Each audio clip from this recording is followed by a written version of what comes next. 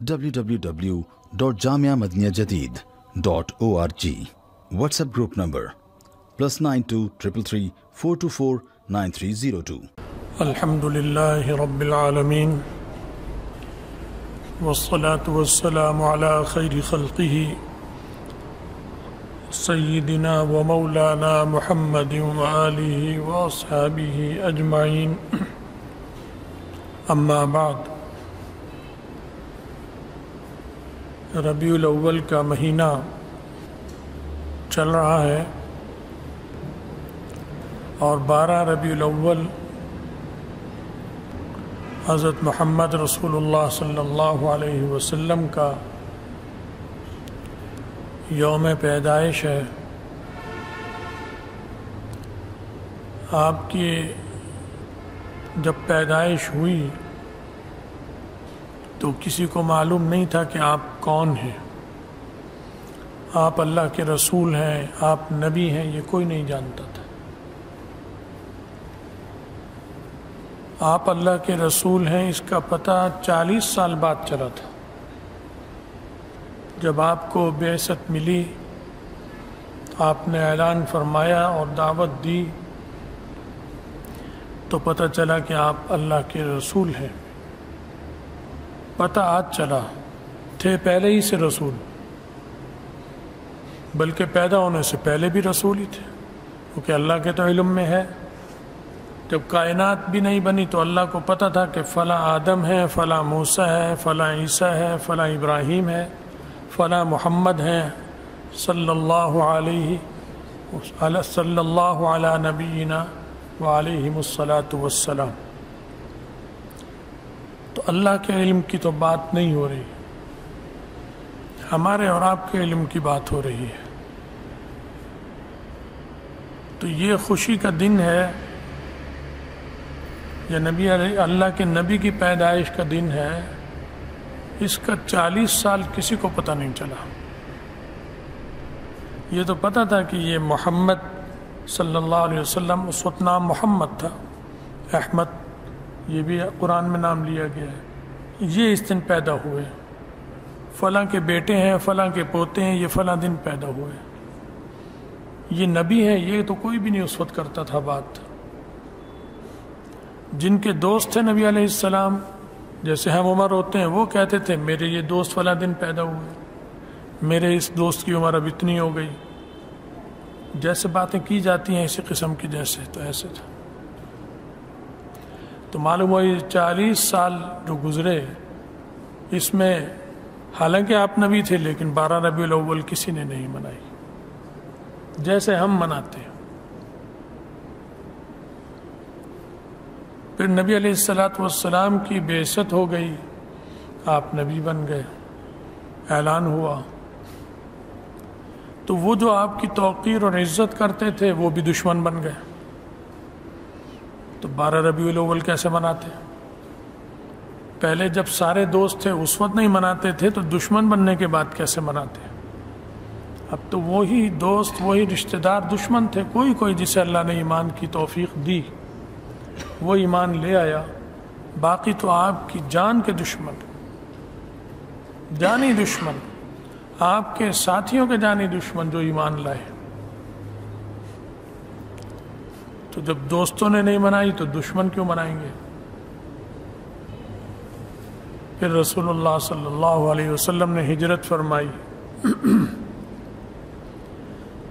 جب حالات حد سے زیادہ خراب ہو گئے، مسلمانوں پر بہت تنگی ہو گئی، کوئی حد ہی نہیں رہی، اور مسلمانوں نے مکے سے نکل کر ادھر ادھر ہجرت شروع کی اپنے دین کو، ایمان کو بچانے کے لیے، اللہ کی عبادت کے لیے۔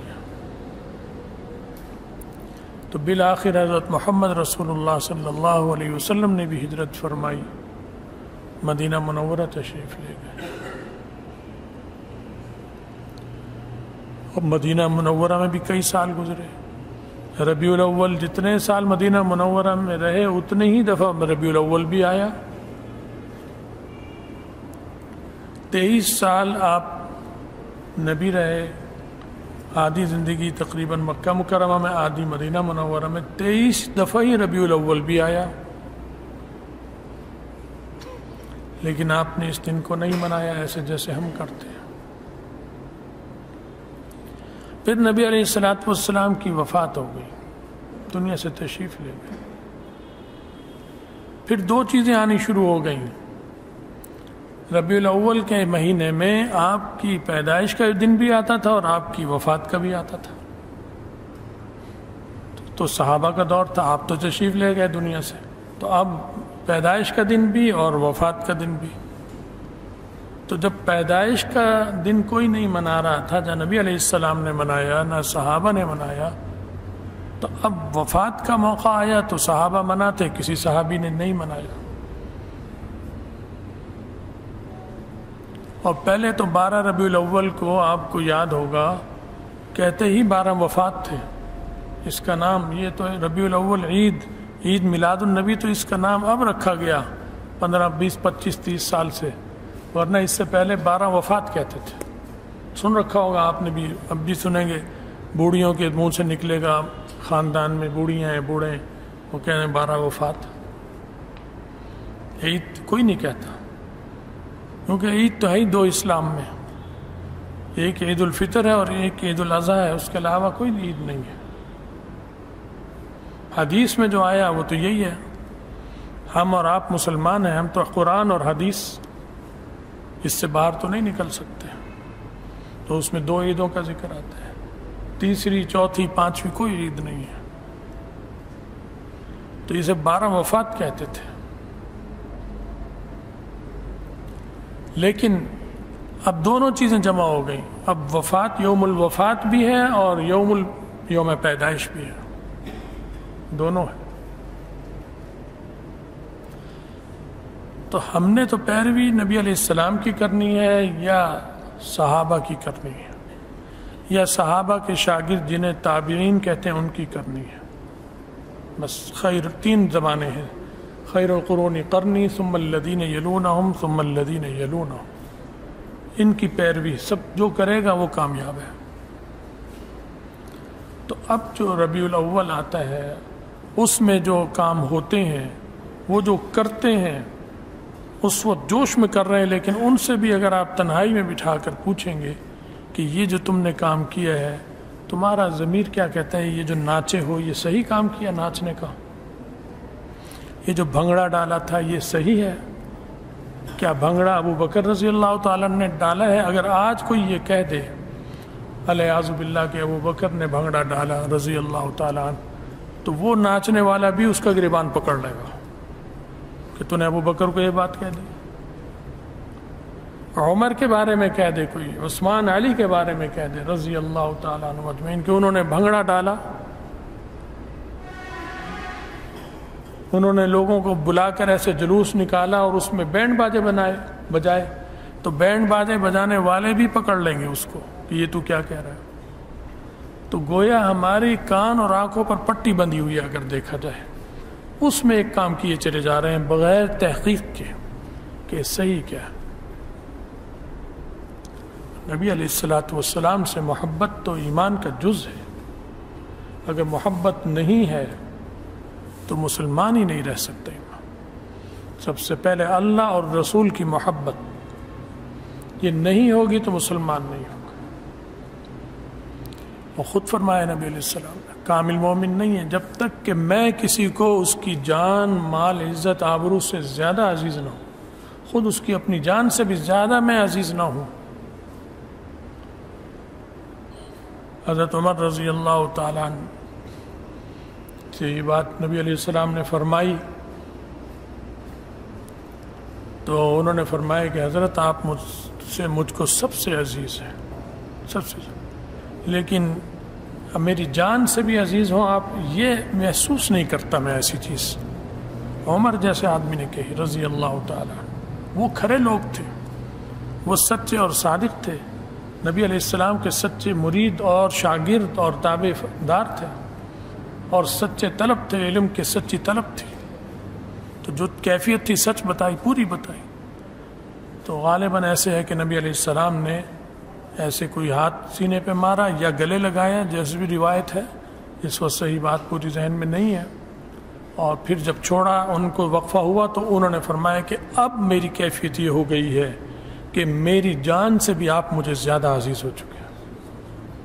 یہ ہے عشق رسول. تو عشق رسول نبی علیہ السلام کی تعلیمات پر عمل کا نام ہے. تعلیمات سے ہٹ کر اپنی خواہشات پر چلنے کا نام عشق رسول نہیں.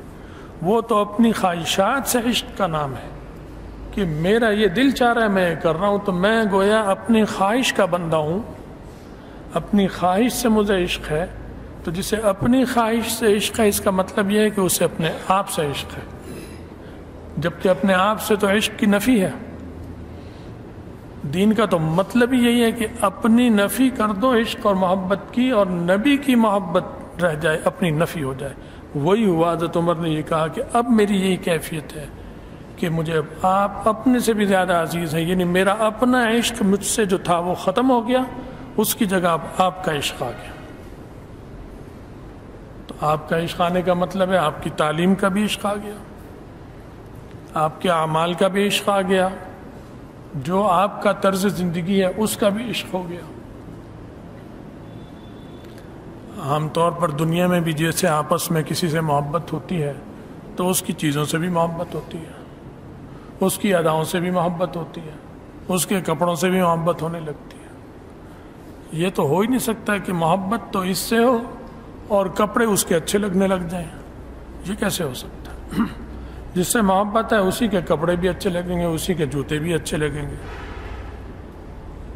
تو محبت اس سے ہے اور چیزیں اس کی اچھی لگ جائیں. تو محبت ہم دعویٰ کریں حضرت محمد رسول اللہ صلی اللہ علیہ وسلم کی، اور کام وہ کریں جو شیطان جس طرف لگاتا ہے. ناچ گانا موسیقی میوزک یہ جو سب شیطانی چیزیں ہیں، یہ نہیں ہیں بھائی، سب مانتے ہیں، قرآن میں آتا ہے، حدیث میں آتا ہے. تو دعویٰ ان سے محبت کا ہے اور چیزیں ان کی پسند کر رہے ہیں، عمل اس پر کرتے ہیں. تو بہت عجیب و غریب صورتحال سے میں مبتلا ہیں بڑی تعداد. وجہ یہی ہے کہ دین سے سیکھتے نہیں، دین جانتے نہیں، نہ سیکھتے ہیں، نہ پڑھتے ہیں، نہ اٹھتے بیٹھتے ہیں کہ چلو باقاعدہ نہیں پڑھا تو کسی سے پوچھ لیں کچھ کرنے سے پہلے، یہ بھی نہیں ہے، جس کی وجہ سے بہت زیادہ خرابیاں پھیل رہی ہیں.